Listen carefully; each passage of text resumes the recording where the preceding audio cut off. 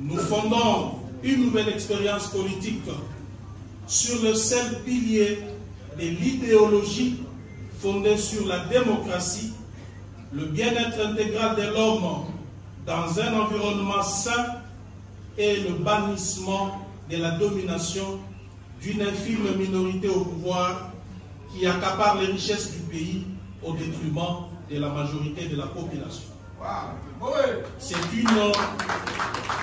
C'est une fondation basée sur l'idéologie et la justice sociale. C'est la rupture. C'est le combat pour l'instauration d'un nouveau système à visage social de la gauche. Que chacun les comprenne donc. Cette initiative est une déclaration de guerre à l'ordre ancien. Votre présence ici n'est pas un acte de courtoisie, c'est un engagement. C'est le signal que vous comprenez la gravité de l'instant et que vous êtes prêts à accompagner cette révolution qui s'annonce. Aujourd'hui, la coalition de la gauche congolaise fait son apparition. Non pas dans le tumulte préélectoral habituel, mais dans un temps résolument non suspect. Nous ne sommes pas une énième plateforme dictée par des ambitions personnelles ou des calculs politiciens à court terme. Non. La CGC est l'expression de la rupture radicale avec le pratique d'un passé qui nous a trop longtemps asservis. La République démocratique du Congo, un vaste territoire de 2 345 000 km², regorge de ressources naturelles incommensurables. Avec plus de 80 millions de terres arables, elle se positionne comme le deuxième pays au monde en termes de terres cultivables, juste après le Brésil. Peuplée de plus de 100 millions d'habitants, dont près de 60 millions de jeunes, elle est souvent qualifiée de véritable scandale géologique et de poumon du monde. En dépit de ses atouts considérables, et après 65 ans d'existence, la République démocratique du Congo n'a jamais réussi à garantir le bien-être de sa population. Le pays se montre incapable de défendre son territoire, de sécuriser ses citoyens, de les nourrir, de les loger convenablement, de les éduquer, de leur administrer la justice ou encore de protéger son environnement. La raison évidente de cet échec réside dans un système de confiscation du pouvoir du peuple, d'oppression et de prédation. Ces systèmes mis en place dès 1960 par une élite motivée par l'enrichissement personnel s'est enraciné au fil des décennies sous les régimes successifs atteignant aujourd'hui son paroxysme. En effet, depuis son indépendance, la République démocratique du Congo a été maintenue dans une instabilité multiforme et permanente causée ou entretenue par sa minuscule élite politique. Depuis son indépendance, la République démocratique du Congo a été plongée dans un cycle interrompu de crises profondes et multidimensionnelles. L'ambition nationale a été systématiquement sapée par un système de gouvernance prédateur, un modèle érigé dès les premières heures de la souveraineté et scrupuleusement suivi par tous les régimes qui se sont succédés. Ces systèmes dont les mécanismes n'ont cessé de desservir le peuple congolais a permis à une élite de s'enrichir au détriment de la nation tout entière. Les premières années furent marquées par des mutineries et des conflits internes violents, culminant dans l'assassinat tragique de Patrice Emery Lumumba. les sécessions du Katanga et du Sud Kasaï, aggravées par une ingérence étrangère récurrente, ont déchiré les tissus nationaux, laissant une économie à l'agonie.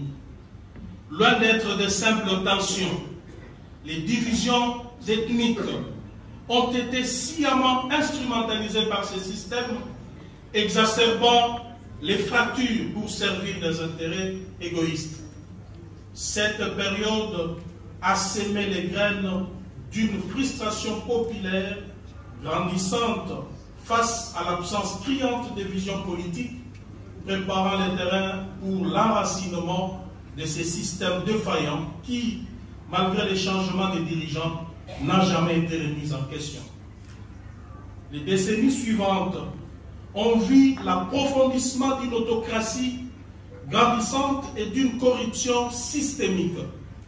Malgré les tentatives de façade pour créer une illusion de grandeur nationale, ces efforts n'étaient qu'un écran de fumée masquant la réalité d'un système toujours plus enraciné, un système que chaque nouveau pouvoir s'est empressé d'adopter et de renforcer.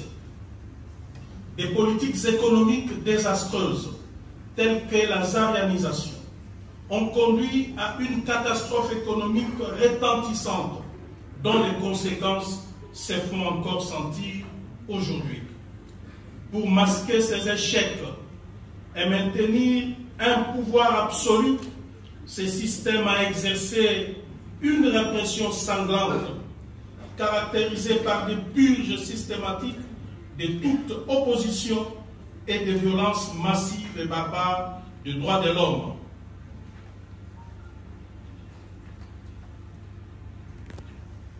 L'extravagance obscène et la corruption effrénée, piliers de ces systèmes, ont gangréné chaque strate de la société, détournant les richesses nationales au profit d'un petit groupe d'individus. Même face aux pressions internationales, les ouvertures vers le multipartisme se sont souvent avérées n'être qu'une parodie démocratique, une ultime tentative désespérée de maintenir le système en place.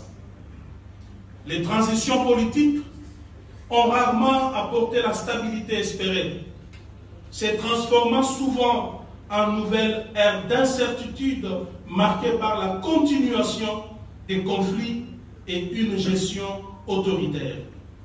Le système a prouvé sa capacité à se réinventer, à se doter de nouveaux visages, mais sans jamais changer sa nature profonde.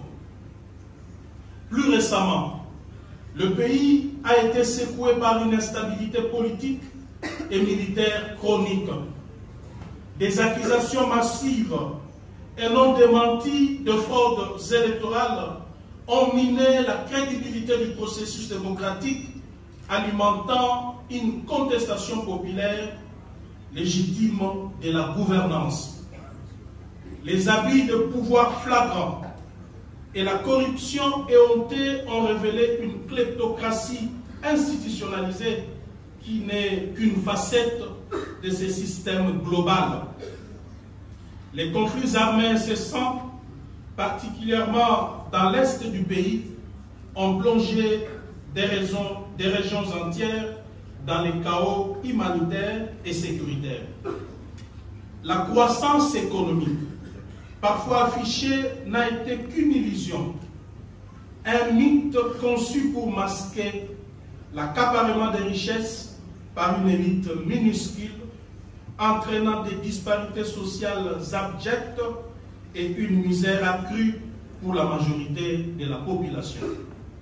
Tout ceci est le résultat direct du fonctionnement de ces systèmes perpétués de décennie en décennie.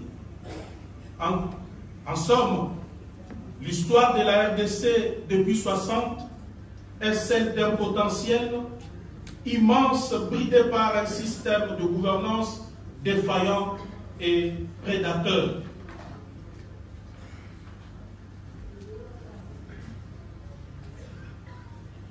Les caractéristiques principales des méfaits ont persisté. prouvant la résilience de ces systèmes. Instabilité politique chronique, corruption endémique, violation des droits humains, instrumentalisation des divisions et un échec persistant à traduire les richesses naturelles en bien-être pour la population. Ce triste héritage continue de peser lourdement sur le présent. Malgré les aspirations initiales à rompre avec le pratique passé, le régime Tshisekedi, loin d'en découdre avec les systèmes préexistants, s'est accommodé de ses rouages, se positionnant ainsi davantage comme son héritier que comme son fossoyeur.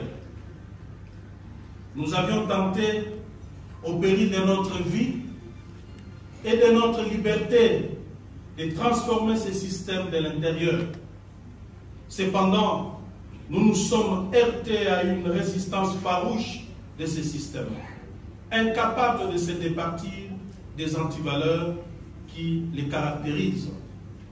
Face à cette réalité implacable, la solution se conjugue en un seul mot: la rupture.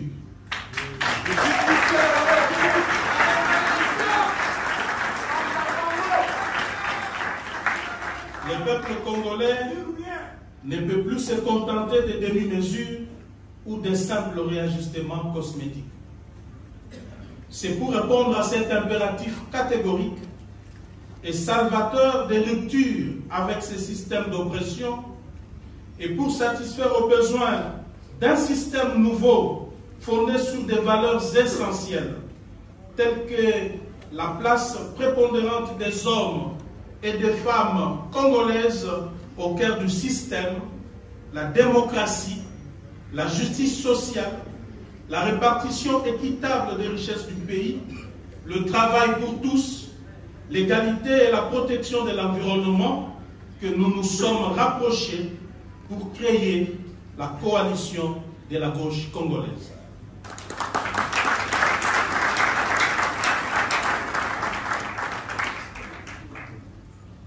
Mesdames et messieurs, distingués invités, l'évocation de ces faits malheureux qui émaillent l'histoire de notre pays était nécessaire. Car, comme l'affirme le professeur Alfred Glosser, je cite, « Décrire les réalités humaines, essayer de les comprendre, c'est peut-être aider à la fois ceux qui exercent le pouvoir et ceux qui le leur confient à mieux appréhender ces réalités. C'est aussi concourir, sans sortir de son rôle, à donner toute sa dimension à la politique. »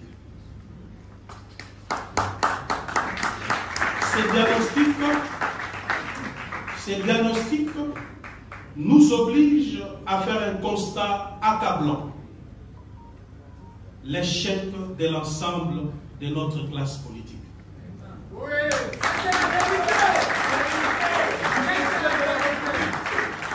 Trop souvent, ces acteurs politiques sont corruptibles ou corrompus, peut-être corrupteurs, détourneurs de fonds publics et parfois même fossoyeurs de la justice.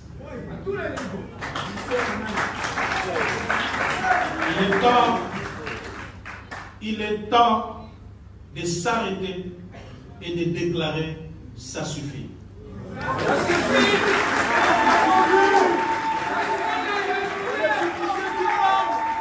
peuple a tant souffert de cette situation. Nous devons nous arrêter et dire que maintenant c'est fini. C'est pourquoi nous en appelons à une véritable remise en question de l'ensemble de la classe politique congolaise. Il est essentiel aujourd'hui de réfléchir à la réelle contribution, à l'impact concret que les innombrables partis et plateformes politiques ont apporté à notre pays depuis 60 ans. Jusqu'à ce jour, le bilan doit être analysé avec lucidité pour envisager un avenir meilleur. Comme on le sait, les plateformes politiques en République démocratique du Congo n'ont été jusqu'à présent que des constructions éphémères conçues à la veille des élections pour le seul et unique dessein de soutenir un leader autoproclamé éclairé. Ces structures érigées dans l'urgence et dépourvues de toute conviction idéologique profonde sont dissoutes aussi vite qu'elles sont apparues, laissant derrière elles un sillage d'opportunisme et de déception. Elles incarnent, ces structures politiques incarnent la faillite d'une classe politique incapable de s'élever au-dessus des ambitions personnelles et des calculs électoralistes. Fort de ce diagnostic, basé sur l'expérience dans notre pays, la CGC n'est pas une énième plateforme politique dictée par des ambitions personnelles ou des calculs politiciens à court terme venus s'ajouter aux centaines existantes. Non, elle est plutôt l'expression de la rupture radicale avec les pratiques d'un passé qui nous a trop longtemps asservis. Nous naissons des profondeurs de la société congolaise. En dehors des sentiers battus, loin des salons où se décident les destins du peuple sans le peuple, nous sommes l'antisystème par excellence. Notre particularité réside dans le fait que nous rassemblons uniquement des partis politiques et des citoyens qui partagent véritablement les valeurs cardinales de la gauche, comme d'ici haut, je cite, la justice sociale, l'égalité des chances, la solidarité, la souveraineté nationale pleine et entière sur nos ressources, la dignité humaine, la protection de l'environnement et une gouvernance transparente et responsable. La CGC ne se construira pas autour d'un homme providentiel, mais plutôt autour d'un leadership crédible, visionnaire, fondé sur une idéologie claire et d'un programme de gouvernance concret. Nous rompons avec la floraison désordonnée des regroupements politiques sans armes pour construire une plateforme politique solide unie par des principes inébranlables. Notre objectif n'est pas de succéder au système actuel, mais de les transformer en profondeur, de ses fondations au sommet, pour bâtir une république au service de tous les Congolais. Nous sommes l'antisystème, ne regroupant que les partis, les Congolaises et Congolais qui partagent les valeurs de la gauche. Mesdames et messieurs, distingués invités, chers camarades, dans les jours à venir, la coalition de la gauche congolaise ne se contentera pas de dénoncer. Nous agirons. Nous participerons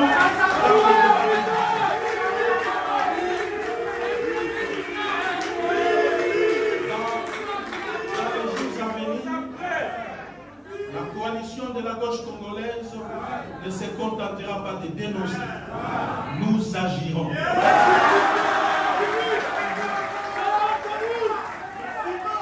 Nous participerons dans les débats publics.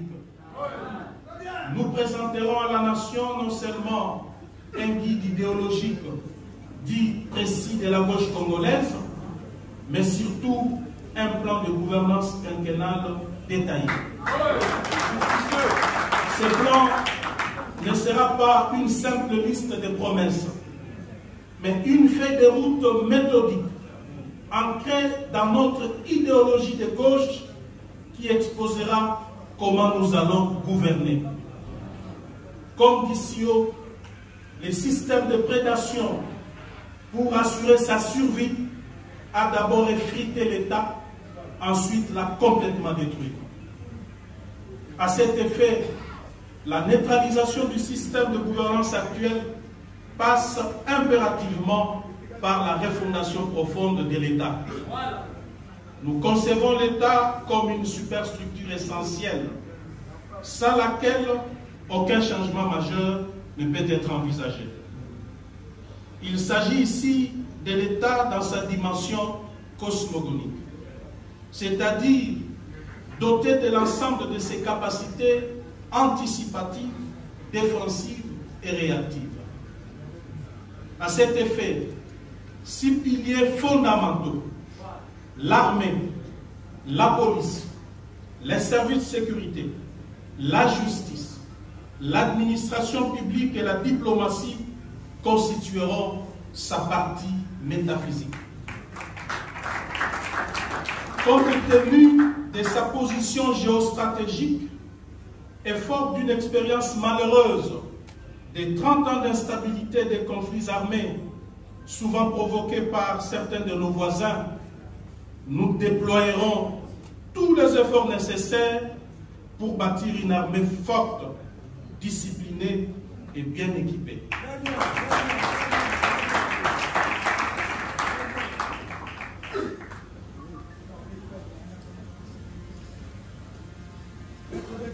À l'horizon 10 ans, nous ambitionnons doter la RDC d'une force armée comprenant entre 500 à 750 000 hommes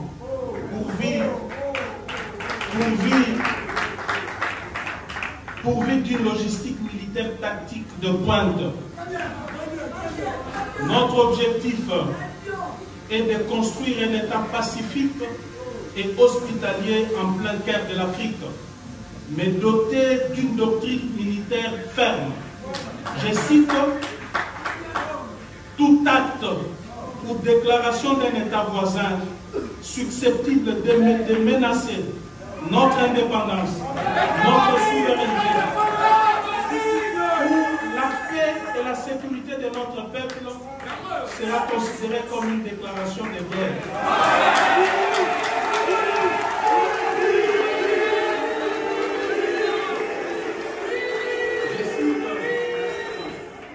Notre objectif est de construire un État pacifique et hospitalier en plein cœur de l'Afrique, mais doté d'une doctrine militaire ferme.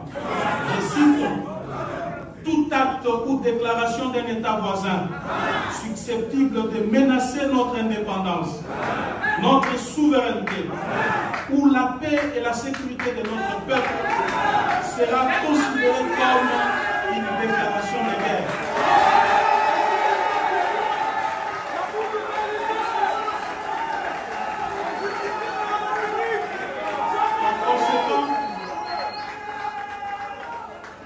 Par conséquent, la RDC sera dans l'obligation de mener des attaques préventives pour défendre son territoire et sa population.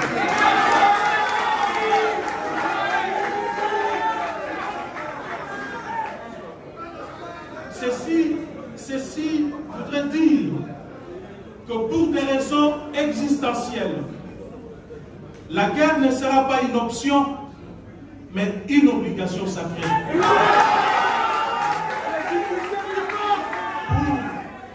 Pour y parvenir, la RDC doit acquérir à l'horizon 30 ans les armes stratégiques. Mesdames et messieurs, distingués invités, chers camarades, chaque aspect de la vie de notre nation sera abordé avec des propositions claires et des méthodes éprouvées. Sur le plan de la justice, nous allons restaurer l'autorité de l'État sur l'ensemble du territoire en appliquant de manière stricte, sévère et rigoureuse les lois de la République, sans exception ni favoritisme. Nous veillerons à ce que la justice soit réellement indépendante et ne soit pas biaisée en faveur des riches face aux pauvres, ni à l'avantage de la majorité au pouvoir contre ses opposants. La justice à double vitesse n'aura plus sa place.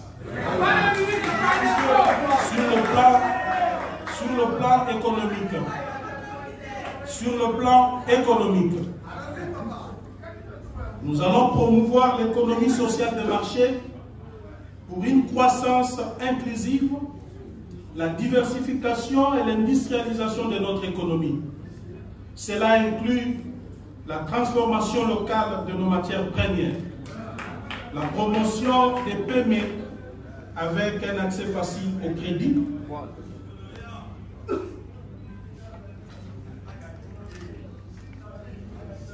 pour ainsi faciliter les investissements des partenaires étrangers respectueux des lois de la République. Distingués invités, chers camarades, tant que la classe politique en général et les gouvernants en particulier ne se poseront pas la question suivante: que faisons-nous de nos ressources minières? Tant que l'homme politique congolais ne se posera pas cette question, si nos minerais ne sont destinés qu'à être vendus à l'état brut, permettant aux dirigeants de s'en partager le prix, de les blanchir dans des paradis fiscaux ou encore d'investir dans des projets immobiliers à Dubaï et ailleurs, alors le Congo est malgrandi. Pour que le Congo emprunte réellement la voie du changement et du développement, nous devons transformer localement nos matières premières, leur donner de la valeur ajoutée et favoriser la création d'emplois durables et l'industrialisation de notre pays. Pour y parvenir, nous allons 1. Appliquer un taux fiscal unique réduit à 10% pour ceux qui produiront pour la consommation des Congolais. 2. Appliquer une exonération totale d'impôts et taxes pour tout produit transformé localement destiné à l'exportation. 3.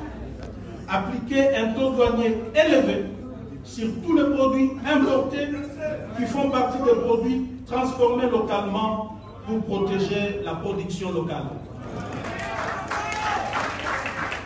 4. Imposer une taxe de transformation sur les minerais exportés sans valeur ajoutée locale. 5. Enfin, encourager le partenariat industriel pour transformer les lithium, les cuivres, les cobaltes chez nous.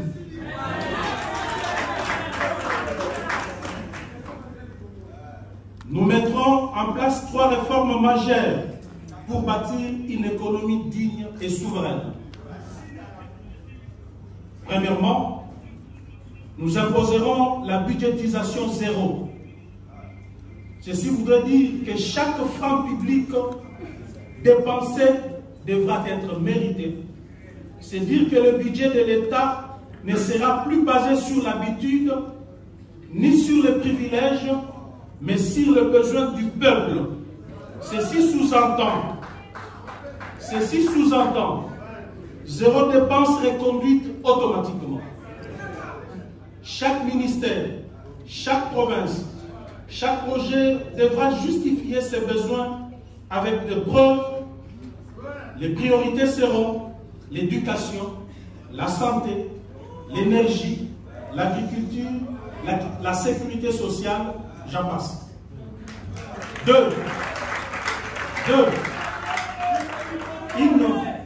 Une fiscalité juste, simple et numérique pour relancer la production. Chaque contribuable aura un identifiant fiscal biométrique. Fini les doublons, les fraudeurs et les fictifs. 3. L'économie populaire et productive. Chaque Congolais vivra de son travail, car nous croyons à la force des bras et des idées congolaises et non aux aides étrangères. Sur le plan des infrastructures,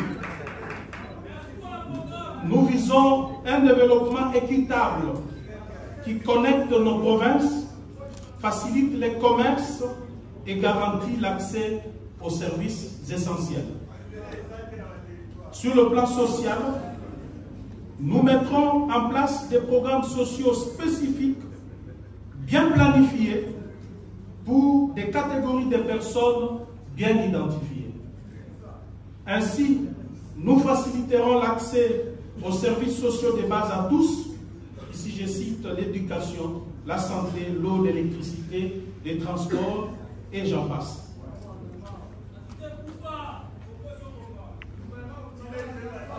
Sur le plan diplomatique, nous allons mener une politique étrangère souveraine, respectueuse de nos intérêts nationaux et œuvrant activement pour la paix et la coopération régionale.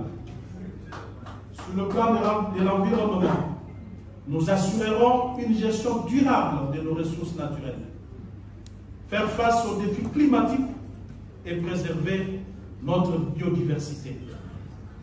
Sur le plan de l'administration, nous allons procéder à l'organisation du recensement général de la population et du patrimoine, tant des personnes physiques que morales privées, ainsi qu'à l'audit du patrimoine public et privé de l'État.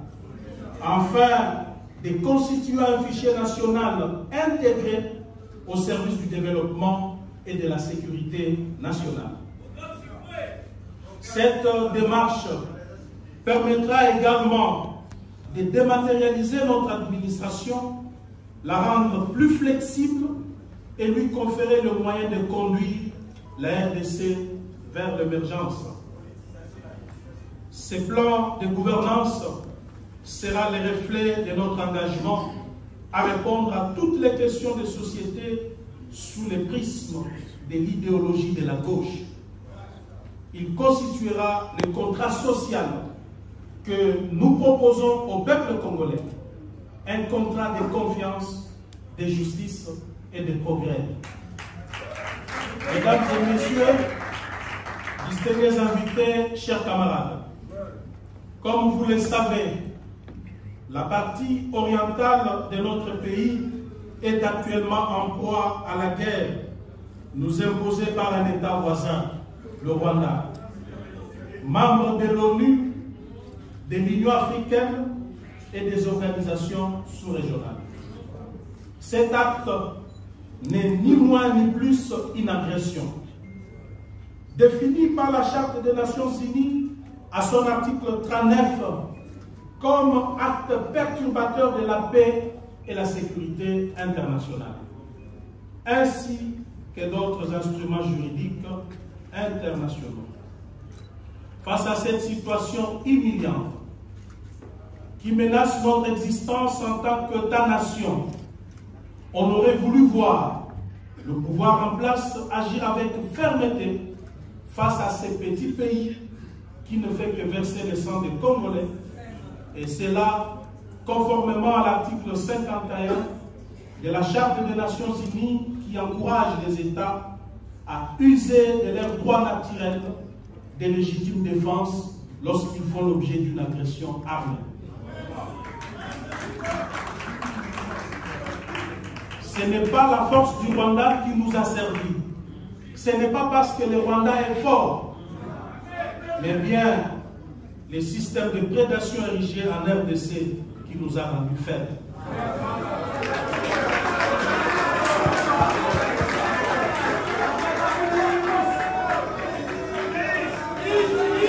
Mesdames et messieurs, distingués invités, chers camarades, face à l'incapacité du pouvoir en place de sécuriser les Congolais, de protéger l'intégrité territoriale de notre pays, regard de l'ampleur de cette tragédie nationale, nous mettons aujourd'hui la communauté internationale et en particulier le Conseil de sécurité de l'ONU et l'Union africaine devant leurs responsabilités historiques.